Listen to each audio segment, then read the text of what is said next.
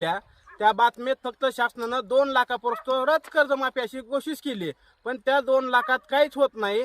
चालू खातेदार असो, थकीत असो आणि रिन्यूअर बी केलेला असो, त्याला प्रत्येकी त्याचं जेवढं कर्ज आहे तेवढं कर्ज माफच केलं पाहिजे. मागील 6 महिन्याखाली आमचा ओला दुष्काळ असं जाहीर सरकारनं केलं होतं, त्याच्या सुद्धा आम्ही बातमी लावली ते आमचं सगळं कर्ज माफ व्हावं, पण शासनानं दखल घेतली नाही. आमचं कुठलंही कर्ज माफ झालेलं नाही. फक्त ही बँका जगविण्याचं काम शासनानं केलंय. एवढंच मी सांगतो, फक्त शासनानं एवढं विनंती करावी, आमचं सरसंकट प्रत्येकाचं कर्ज माफच झालं पाहिजे.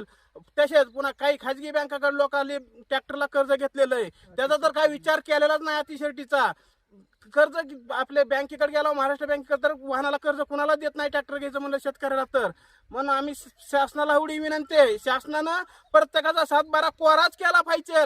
औंदा जूनला सुद्धा कर्ज खाल्लेलं असलं तरी ती कोरा झाला पाहिजे. थकीतवाला असो अगर रिन्यूअर असो, त्याचं कर्ज माफ केलं तरच आम्ही शांत बसू, नाहीतर आम्ही जागोजाग रस्ते बंद करू ही आम्ही विनंती शासनाला देतो.